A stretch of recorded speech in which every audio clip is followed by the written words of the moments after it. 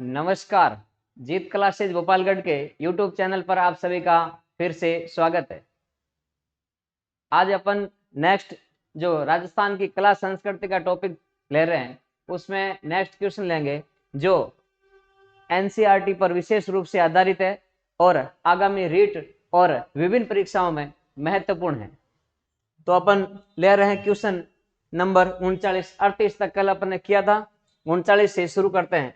जयपुर का वह कौन सा प्रशासकीय विभाग जयपुर का वह कौन सा प्रशासकीय विभाग था जहां कलाकारों की नियुक्ति होती थी, यानी कलाकारों की नियुक्ति होती थी, मासिक वेतन मिलता था उनको और छुट्टियां भी स्वीकृत होती थी। ऐसा कौन सा विभाग था, प्रशासकीय विभाग जयपुर में?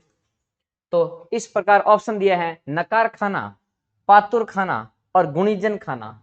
तो इस प्रकार एक कारखाना था जिसमें ये नकार खाना, पातुर खाना, गुणीजन खाना। तो ये क्या क्या है, तो पहले इसके बारे में बात करते हैं। नकार खाना क्या था?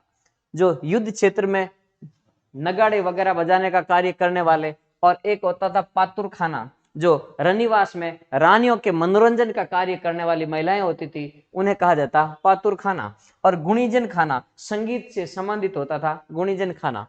तो इसमें कहा गया ऐसा कौन सा प्रशासकीय विभाग था जहां कलाकारों की नियुक्ति होती और उनका मासिक वेतन बनता और उनकी छुट्टियां भी स्वीकृत होती थी।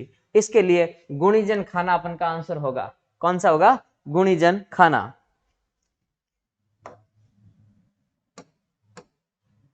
नेक्स्ट इससे संबंधित कुछ फैक्ट के बारे में जानकारी लेते हैं। जयपुर में संगीत से संबंध 3 कारखाने हैं। संगीत से संबंधित 3 कारखाने हैं। एक है नकार खाना, एक है गुणीजन खाना और एक है पातुर खाना। इसमें बात करते हैं अपन नकार खाने की। तो नकार खाने वाले जो कलाकार होते थे उनका कार्य क्या है? मेलों में नौबत खाने पर बजने वाले वाद्यों और उन्हें बजाने वाला तथा युद्ध में जाने वाले वादकों से, युद्ध में बजाए जाने वाले वादकों से संबंधित है। ये बात क्या है? नकार खाने। नकार खाना है वो मेलों में नौबत खाना पर बजने वाले वाद्य और बजाने वाला तथा युद्ध क्षेत्र में जो नगाड़े वगैरह बजाए जाते थे वो कौन सा है? नकार खाना। नेक्स्ट बात करते हैं पातुर खाना। पातुर खाना की बात करें अपन, पातुर है, पातुर खाने की पातुर है रनिवास में, या रनिवास हरम खाना, इन जनान खाना, इन जहां रानियां निवास करती उस महल को कहा जाता है रनिवास, उसमें रहने वाली ये पातुर है। इनका कार्य होता था वे सुसंस्कृत और नृत्यांगनाएं और गायिकाएं होती थी और इनका कार्य अपने स्वामी या स्वामिनी की सेवा में मनोरंजन करना होता था। रनिवास में मनोरंजन का कार्य करने वाली ये महिलाएं नियुक्त होती थी, वो पातुर खाना कहलाता था। तो नेक्स्ट बात करते हैं अपन आगे क्वेश्चन पर। राजस्थान की संगीत जीवी जातियों के संबंध में कौन सा कथन सही नहीं है? संगीत जीवी जातियों के बारे में कथन दिए हुए हैं। इसमें कथन नंबर ऑप्शन 1 है कलावंत ध्रुपद से पारंगत गायक है, यानी कलावंत ध्रुपद के पारंगत गायक हैं। फिर दूसरा दिया है डाडी कवाल गायकी में सिद्धहस्त है, डाडी कवाल गायकी में सिद्धहस्त है। तीसरा दिया है मीरासी मारवाड़, जयपुर व अलवर क्षेत्र में पाई जाने वाली मुस्लिम गायक जाति है। फिर है पश्चिमी राजस्थान के निवासी लंगा मुस्लिम होते हुए भी हिंदू त्योहार मनाते हैं। पश्चिमी राजस्थान में जो लंगा होते हैं मुस्लिम, फिर भी वो हिंदू त्योहार मनाते हैं। बिल्कुल ये बात सही है। फिर बात करते हैं अपन मीरासी मारवाड़, जयपुर और अलवर क्षेत्र में पाई जाने वाली मुस्लिम गायक जाति है, ये भी बात ठीक है। और फिर है कलावंत ध्रुपद के पारंगत गायक है, ये भी बात ठीक है। तो इसमें गलत कौन सा है? ऑप्शन नंबर 2 इसमें गलत है। तो 2 में वास्तविक होना क्या चाहिए वो देखते हैं अपन। पश्चिमी राजस्थान की गायक वादक जाति है डाडी, दमामी और नगारचियों की श्रेणी रखी जाती है। इनकी श्रेणी में है ये गायन वादक जाति में है डाडी, दमामियों और नगारचियों को इस श्रेणी में रखा गया। फिर है डाडी अपने चारण यजमानों की विरदावली गाते थे। देखो उसमें गलत क्यों हुआ? इसमें कहा गया कि संगीत जातियों से संबंधित कौन सा कथन गलत है, और इसमें कहा कि डाडी कला इन कवाल गायकी में सिद्ध है, यानी ये कवाल में नहीं थे, ये इसमें गलत है, इन कवाली करने वाले नहीं है। डाडी अपने चारण यजमानों की विरुद्धावली गाते थे, विरुद्धावली यानी विरुद्ध यानी यश, अपने चारण यजमान थे उनका यशोगान गाते थे डाडी। डाडियों का कार्य ये यशोगान गाना था।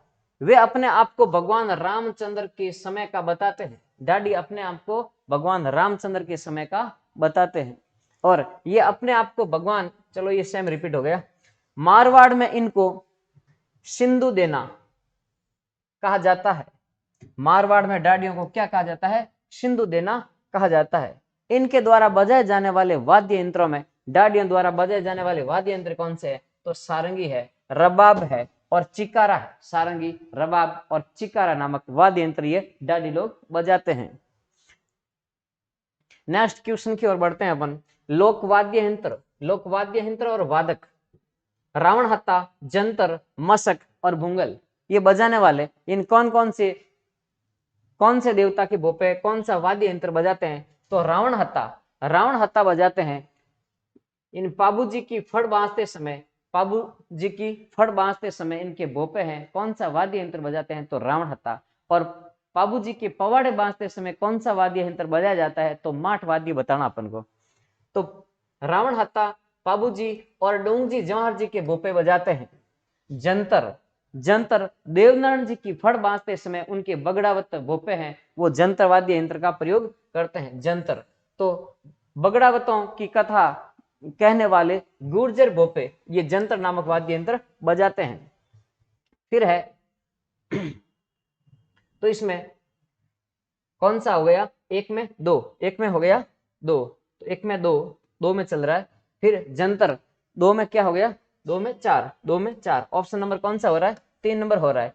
इसके बाद में सी में क्या है, 1। मशक क्या है, तो मशक जो बगल में दबाकर, सुशिर वाद्य है बगल में दबाकर बजाया जाने वाला, तो भैरू जी के भोपे कौन सा वाद्य यंत्र बजाते हैं, तो ये मशक है। और फिर भूंगल, यह है मेवाड़ क्षेत्र में भवाई नृत्य के समय बजाया जाना, मेवाड़ क्षेत्र में जो नृत्य है भवाई नृत्य, इसमें कौन सा वाद्य यंत्र बजाया जाता है, तो भूंगल बजाया जाता है। तो ऑप्शन नंबर इसमें अपन का कौन सा हो गया, 3 नंबर राइट हो जाएगा।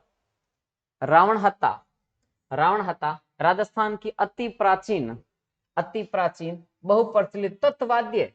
रावण हत्ता क्या है, किस श्रेणी का है, तो तत्ववाद्य है। किससे बना होता है, बाड़े, जिससे बाड़े आधे कटे नारियल से, यानी आधे कटे नारियल से उस पर चमड़ा मढ़ा जाता है और उस पर तार लगे होते हैं, लेकिन चमड़ा मढ़ने से यूं नहीं कह सकते कि ये औनद है। ये किस श्रेणी का है, तो तत् श्रेणी का वाद्य यंत्र है। कौन सा, तो रावण हत्ता।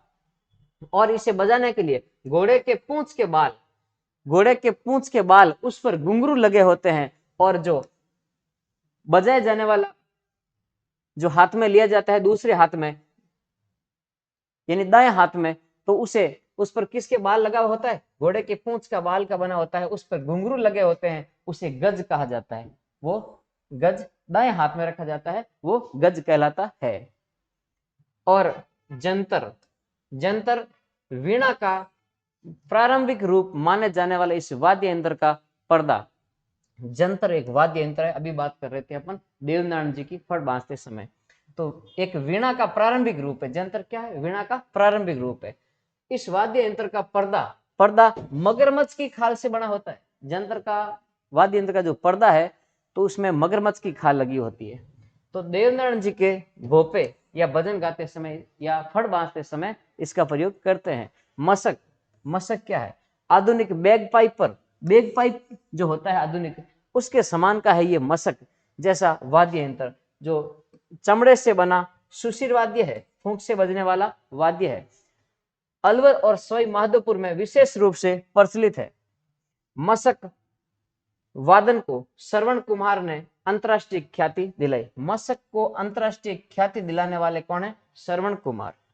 भूंगल क्या है, पीतल की लंबी नली, याद रखना पीतल की लंबी नली का भूंगल एक सुशिर वाद्य है, बिगुल की भांति बिगुल बजाया जाता है, उसी प्रकार रणवाद्य है। भूंगल क्या है, एक युद्ध क्षेत्र में बजाया जाने वाला वाद्य है। युद्ध शुरू होने से पूर्व ये बजाया जाता है बुंगल। नेक्स्ट क्वेश्चन की ओर बढ़ते हैं। निम्नलिखित राजस्थानी बोलियों में किस पर गुजराती का मजबूत प्रभाव, कौन सी राजस्थान की बोली है जिस पर गुजराती का प्रभाव है? तो पहली है ढूंढाड़ी। ढूंढाड़ी ढूंढाड़ क्षेत्र, जयपुर के आसपास बोली जाने वाली ढूंढाड़ी बोली दादू दयाल ने अपने उपदेश किस भाषा में दिए? तो ढूंढाड़ी में। तो फिर है ब्रज भाषा, पूर्वी राजस्थान की भरतपुर वगैरह वो क्षेत्र। बागड़ी यह है दक्षिणी राजस्थान, दक्षिणी राजस्थान डूंगरपुर बांसवाड़ा क्षेत्र में बोली जाती है, और मेवाती अलवर क्षेत्र में बोली जाती है। तो गुजरात की सीमावर्ती, गुजराती का प्रभाव है तो गुजरात के सीमावर्ती क्षेत्र में बोली जाने वाली बोली पर ही होगा। तो ऑप्शन नंबर कौन सा हो जाएगा? 3 नंबर बागड़ी बोली। गुजरात से सटे क्षेत्र में प्रचलित बागड़ी बोली पर गुजराती का मजबूत प्रभाव देखने को मिलता है। प्राचीन काल में डूंगरपुर बांसवाड़ा के सम्मिलित क्षेत्र को क्या कहा जाता था? इस क्षेत्र को बागड़ कहा जाता है या वागवर कहा जाता है। वागड़, बागड़ या वागवर कहा जाता है। यहाँ बोली जाने वाली बोली है वो वागड़ी बोली कहलाती है। गिरियर्सन ने राजस्थान की बोलियों को जो 5 भागों में बांटा है गिरियर्सन ने, तो गिरियर्सन ने इस बोली को, कौन सी बोली को? बागड़ी बोली को। गिरियर्सन ने बागड़ी बोली को क्या कहा?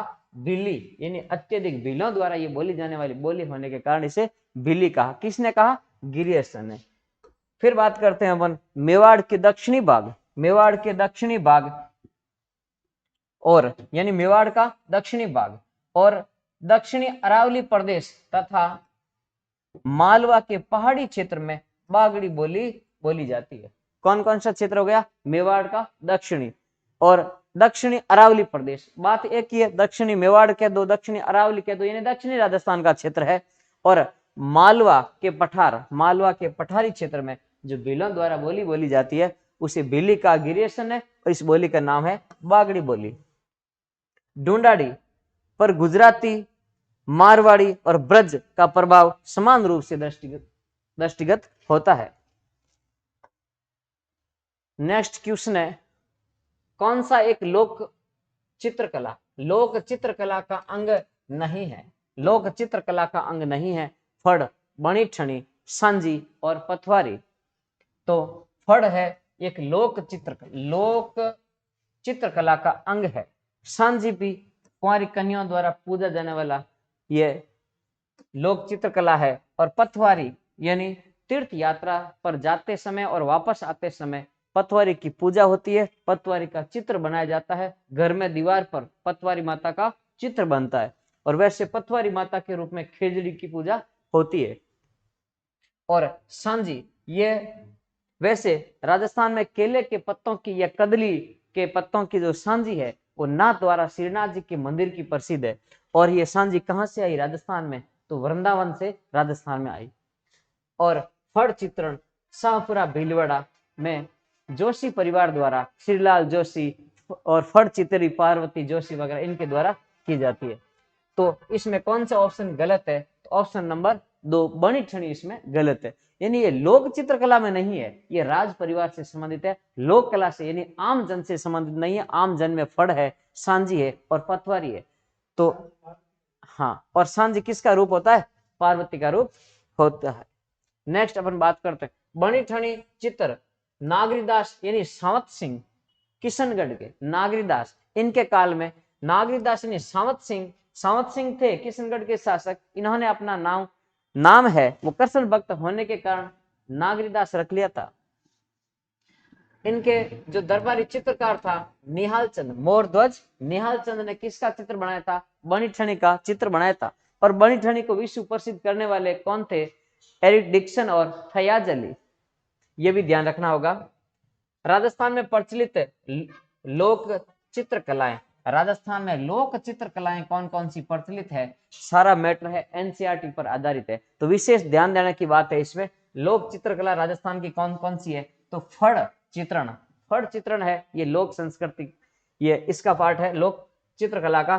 फिर है बातिक, सांझी, पान्ने और मांडने, गोदना, मेहंदी और विला, देवरे।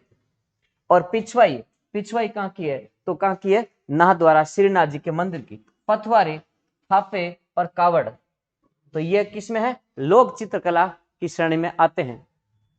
राजस्थान में फड़ निर्माण का कार्य प्रमुख शाहपुरा भीलवाड़ा क्षेत्र माना जाता है। और राजस्थान में सांझी बनाने का कार्य, सांझी वृंदावन से जो श्रीनाथ जी की मूर्ति लेकर आए थे, तो उसके साथ में श्रीनाथ जी, जो राजस्थान में श्रीनाथ जी का मंदिर कहाँ है? नाथद्वारा। वहां पर केले यानी कदली के पत्तों की सांझी प्रसिद्ध है, जो पूरे उत्तर भारत में यानी पूरे भारत में ये प्रसिद्ध है। केले के पत्तों की सांझी कहाँ की?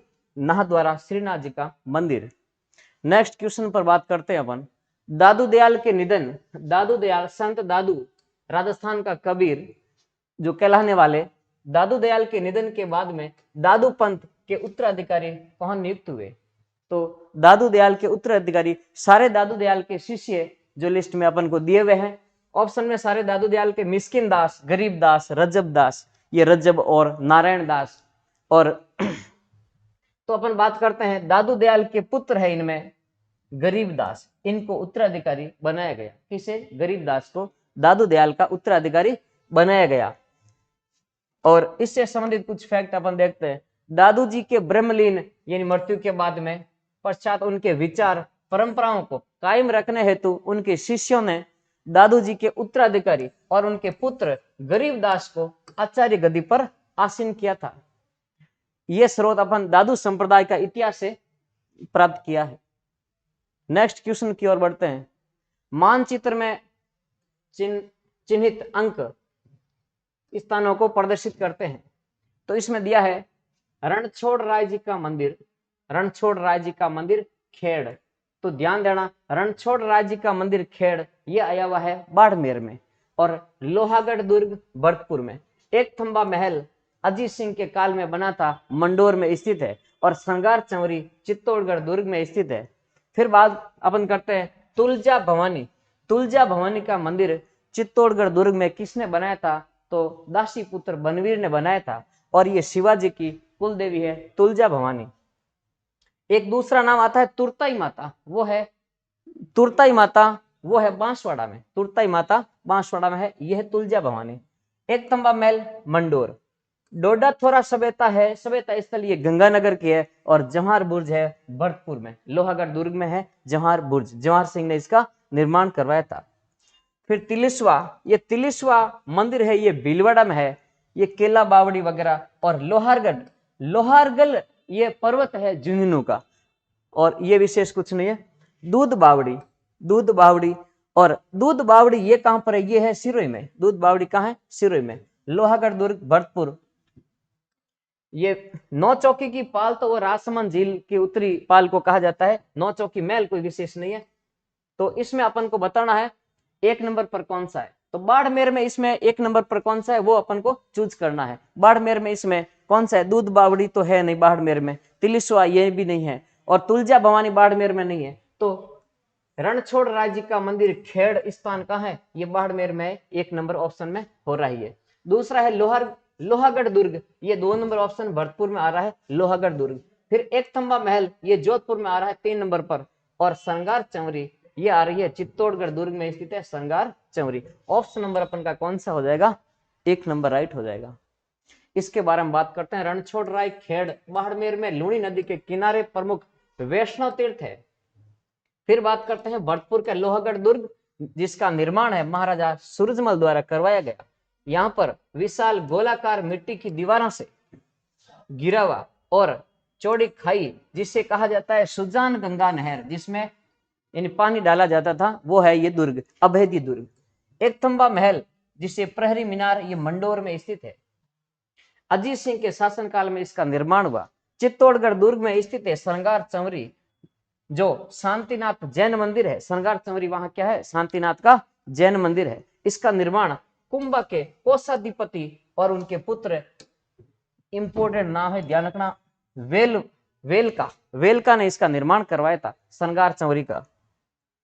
नेक्स्ट क्वेश्चन है, किस चित्रकला शैली के प्रारंभिक चित्र अवशेष प्रत्यारकालीन ओद निरुक्ति वर्ती, ओद निरुक्ति वर्ती ये राजस्थान का पहला चित्र है। ओद निरुक्ति वर्ती 1060 ईस्वी का, ये जैसलमेर से प्राप्त हुआ है। जैसलमेर से ओद निरुक्ति वर्ती। और इसके साथ एक और है 10 वेकालिका सूत्र चूर्णी, वो भी सेम है, दोनों कहाँ के हैं, जैसलमेर के। तो क्या कर लेंगे इसमें, ढूंढाड़ शैली, मारवाड़ शैली, मेवाड़ शैली और किशनगढ़ शैली। तो जैसलमेर किस में आएगा, मारवाड़ शैली में आएगा। पश्चिमी राजस्थान की चित्रकला का क्रमिक विकास जिन सचित्र ग्रंथों में परिलक्षित होता है वो है ओद निरुक्ति वर्ती के अतिरिक्त 10 वेकालिका सूत्र चूर्णी, 10 वेकालिका सूत्र चूर्णी। दोनों ग्रंथ कब के हैं, 1060 ईस्वी के हैं। और एक और है पंचाशिका प्रकरण वर्ती, पंचाशिका ये है वो 1150 का है। और ओद निरुक्ति सूत्रवर्ती और 10 वेकालिका सूत्र ये दोनों 1060 और कहाँ है, जैसलमेर में। ठेठ मारवाड़ी लोक शैली में लोक गाथाओं और प्रेमाख्यानों तथा उजली जेठवा, मुमल निहालदे, डोला मारू और रूपमती बाज बहादुर, इनकी कथाएं, इनके चित्र प्रचलित है मारवाड़ क्षेत्र में।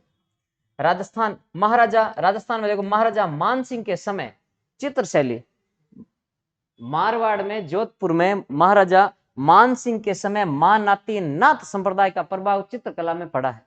मानसिंह के काल में मारवाड़ की चित्र शैली में किसका प्रभाव पड़ा, तो नाथ संप्रदाय का प्रभाव रहा। और मानसिंह के काल में मारवाड़ की चित्र शैली है वो चरमोत्कर्ष पर रही। नेक्स्ट क्वेश्चन की ओर बढ़ते हैं। राजस्थान में खड्डी की छपाई, जटपटी, मसूरिया साड़ी और ये पट्टू है, पट्टू और बर्डी, ये किस क्षेत्र में प्रचलित है, मानचित्र में बताना है।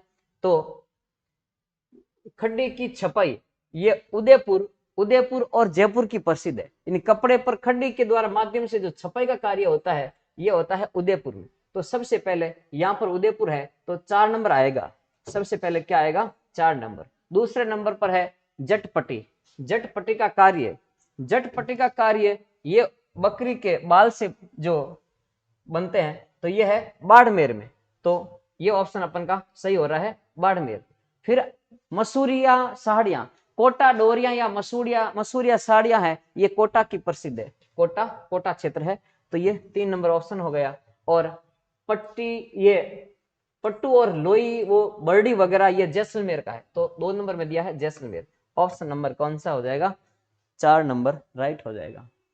खड्डी की छपाई, रेवड़ी की छपाई, जिसे रेवड़ी की छपाई भी कहा जाता है, ये कहां की है, उदयपुर और जयपुर की प्रसिद्ध है। इसमें लाल रंग की ओढ़नियां, गोंद मिश्रित मिट्टी की छपाई की जाती है।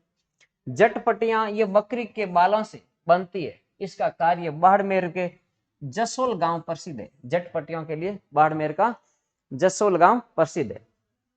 कोटा डोरिया की मसूरिया साड़ियां प्रसिद्ध है। कोटा में स्थान बताना, कैथुन की प्रसिद्ध है।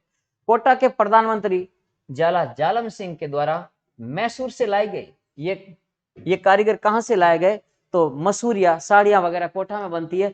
ये कोटा के प्रधानमंत्री थे जाला जालम सिंह, इनके द्वारा मैसूर से बुलाए गए ये कारीगर थे। जिससे जो कुशल कारीगर इसमें कौन है, महमूद मसूरिया, इनके नाम पर ये मसूरिया साड़ी प्रसिद्ध हुई। किनके नाम पर, महमूद मसूरिया के नाम पर, जिसके नाम पर मसूरिया नाम की साड़ी प्रसिद्ध हुई। जैसलमेर में पट्टू, रंगीन बर्डी और राजीव शॉल और सैनिया साड़ी ये कहां की प्रसिद्ध है, तो जैसलमेर की प्रसिद्ध है। नेक्स्ट क्वेश्चन की ओर बढ़ते हैं। सूची 1 और 2 मिलान करना है। एक तरफ है रचनाएं, दूसरी तरफ है रचनाकार। और इसमें दिया है प्रकाश पत्र, निर्ग्रंथ, दुर्गादास और एक रचना हिरणा मौन साध वन चरणा। और इनकी रचनाकार है इकराम राजस्थानी, दूसरा है डॉक्टर नारायण सिंह भाटी, फिर है कन्हैयालाल सेठिया और चंद्र प्रकाश देवल। तो इसके संबंध में बात करते हैं। प्रकाश पत्र ये रचना किसने लिखी, तो प्रकाश पत्र रचना लिखने वाले हैं इकराम राजस्थानी। 1 में 1 है, 1 अगर आ जाए तो भी ऑप्शन अपन का राइट हो जाता। निर्ग्रंथ रचना किसकी है, निर्ग्रंथ है कन्हैयालाल सेठिया की। कन्हैयालाल सेठिया की रचना है निर्ग्रंथ। और दुर्गादास जो राठौड़, तो इसके नाम पर जो रचना लिखी है नारायण सिंह भाटी ने। और खिरणा मौन साध वर्ण चरना, बिहारी पुरस्कार मिला इस रचना को। यह रचना है चंद्र प्रकाश देवल की। तो ऑप्शन नंबर अपन का क्या हो जाएगा, 2 नंबर राइट हो जाएगा।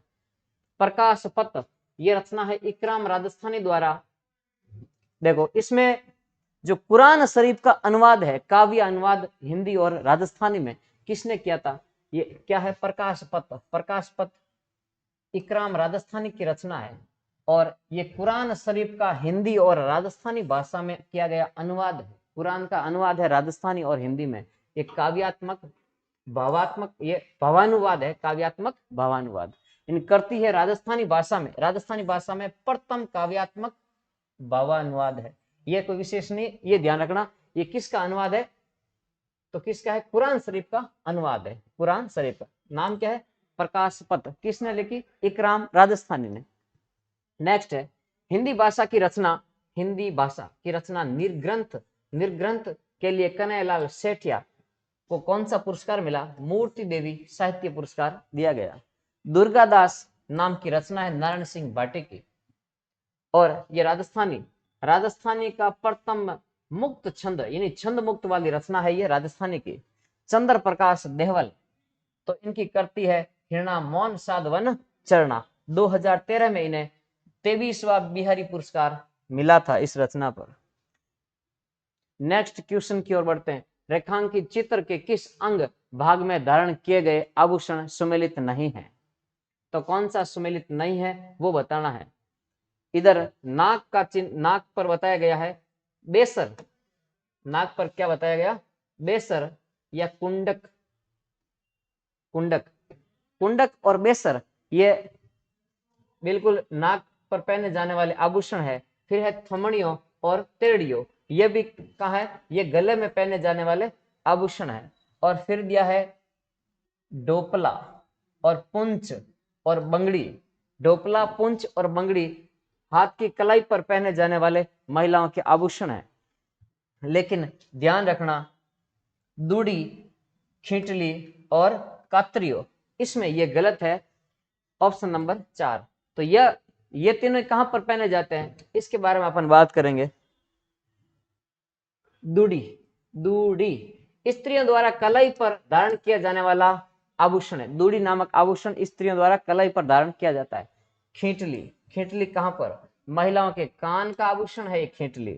कात्रियो, ये महिलाओं की भुजा पर धारण किया जाने वाला आभूषण है। नेक्स्ट क्वेश्चन की ओर बढ़ते हैं। असत्य कथन बताइए। केवाई माता किंसरिया नागौर, बिल्कुल केवाई माता कहां की है, किंसरिया नागौर। कथोड़ी जनजाति के लोगों में महोदरा माता विशेष मान्यता है। चलो नेक्स्ट बात करते हैं। आई माता सिरवी जाति के लोगों की कुलदेवी है, बिल्कुल। और तेमड़े राय, तेमड़ा राय, ये तेमड़े राय ये करणी माता की इष्ट देवी है। तेमड़े राय करणी माता की क्या है, इष्ट देवी है, ये भी सही है। तो ऑप्शन कौन सा गलत हो गया, ऑप्शन नंबर 2 इसमें अपन को करना है, असत्य बताना है। चलो इसके बारे में अपन बात करते हैं। बिस्सा जाति, बिस्सा जाति के लोगों में महोदरा माता की विशेष मान्यता है। किसमें, बिस्सा जाति में है ये। जालोर के सोनगरा चौहानों की जो कुलदेवी है, जो आशापुरा माता, उसी का यानी महोदरा नामक स्थान पर होने के कारण महोदरी आशापुरा कहा जाता है। या महोदरा, महा उदर, उदर यानी पेट, यानी बड़ा उदर, बड़े पेट वाली माता, ये है जालोर के सोनगरा चौहानों की कुलदेवी महोदरी माता, अर्थात बड़े उदर वाली माता, महोदरी आशापुरा इसे कहा जाता है। चलो आज यहां तक ही। नेक्स्ट क्वेश्चन अपन लेकर आ रहे हैं नेक्स्ट डे। धन्यवाद।